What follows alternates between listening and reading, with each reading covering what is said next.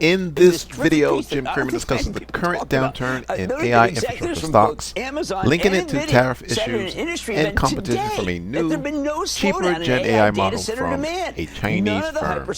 Nevertheless, he notes that demand for AI data centers remains strong, as confirmed by executives from Amazon and Nvidia. Jim expresses confidence in Nvidia's technology despite political market challenges and identifies several undervalued semiconductor and AI-related stocks. They can afford it. So I've been saying that I think that the Microsoft so-called slowdown isn't as relevant as people think. Now, Nvidia is certainly not having any problem selling its high-end chips, aside from government restrictions on which countries they can sell it to. That has been a bummer. But it's a regulatory issue, not a demand issue.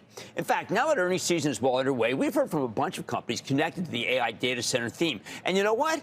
They've been putting up pretty darn good numbers. It's almost like there was never anything wrong with the AI infrastructure story in the first place. Bye. Exhibit A came from yesterday. One of our guests on last night's show is a company called Vertiv.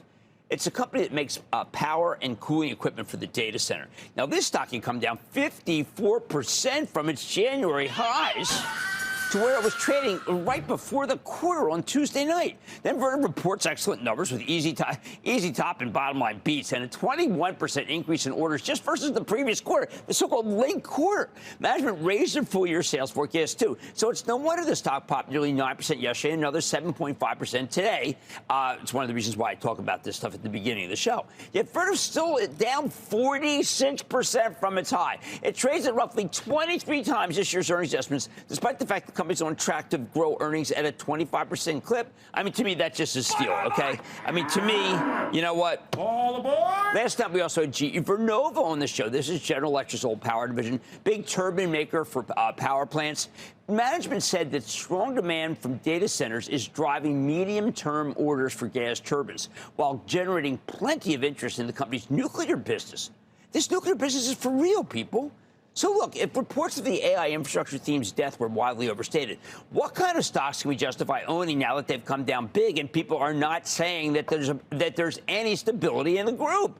First, there are the chips that are at the heart of these data centers. You know I'm going to start with Nvidia. Now, I have become less enthusiastic about this, not because of Nvidia itself, but because of the political headwinds involved with Nvidia. We still got a sizable position in Nvidia for the Charitable Trust because I'm a believer in their technology. Nvidia stock's down more than 30% from its January highs, but it still looks pretty cheap. It's 24 times this year's earnings estimates. Keep in mind, those estimates have come down substantially after the effective federal ban on selling their AI chips to China, even the older ones. And that took my breath away, just so you know. Of course, some other semiconductor stocks can get back on track if the AI infrastructure spending never really went away. I like Broadcom, which we own for the Charitable Trust, very big position, and Marvell Technologies, because they make what are known as custom accelerators that provide additional computing power for these warehouses full of servers. Broadcom and Marvell stock are down 25 and 55% respectively from their recent highs. They're trading at very reasonable valuations now. Then there's ARM Holdings, another one I really like. It's a company that licenses its leading semiconductor architecture designs to chip makers, including Nvidia. Cadence Design Systems, a nice move in that today. Synopsys, they both work. They make semiconductor design software. Oh, yeah, and don't forget CoreWeave, which makes its own AI data centers, essentially allowing customers to rent its clusters of Nvidia GPUs. This stock's basically back to where it was trading when it came public in late March. If the AI infrastructure theme remains alive and well, I think CoreWeave could be an absolute steal here. What else goes into the data center? Well, how about servers and networking equipment? This is a little trickier, okay? The leading makers of servers are Dell Technologies and Hewlett-Packard Enterprise. Sadly, both these companies have major tariff exposure, which is why their stocks, frankly, have just been slaughtered. But now they suffer 10 and 9 times this year's earnings estimates, respectively. So I'm wondering if the bad news has already been priced in. By the way, the sharp activist fund Elliott Management, they just announced a 7% stake in HP Enterprise last week. HP Enterprise, frankly, has not operated that well, but maybe Elliott shakes it up. Oh, by the way, I never bet against Michael Dell. If you do, I need you to do something. Please send me an invitation to your funeral. As for networking equipment, I'm a fan of Arista Networks, which is some of the best tech, but it's been hit extra hard because there's a lot of business with Microsoft, which has started to wobble with its data center investment plans. But as I told a caller who asked about Arista just last night, I think the stock has come down way too much. I mean, this thing is down 44% from its January highs. This is a fantastically run company. It looks interesting to me at these levels. You know what? I'm calling out Cisco Systems, too, long the market leader in networking equipment, though it's also made some big moves into software and by the way, and also cybersecurity lately. Cisco has been holding up much better than many of these other names, only down about 15% from its mid-February highs, 1.5. But it will roar once people get the memo that AI infrastructure spending never went away. It's very inexpensive versus its accelerating growth rate since it made a recent acquisition.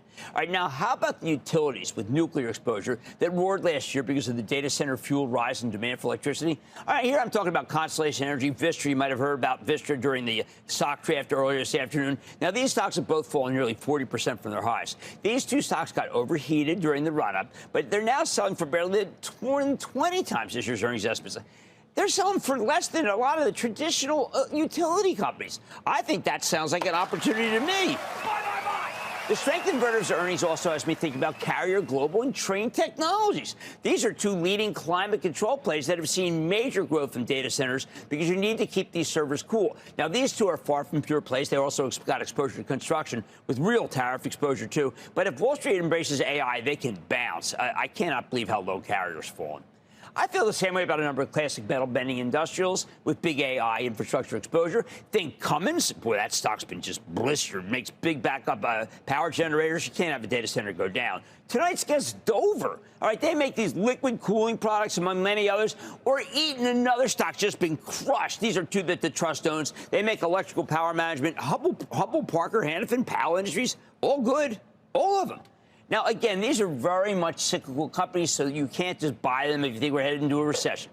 Most have seen their stocks get slaughtered because people think we are going into recession. But if we get a reprieve on some more these tariff issues and investors return to the AI trade, I just gave you everything that's going to fly again. Bottom line, when it comes to AI infrastructure, Wall Street's become very skeptical.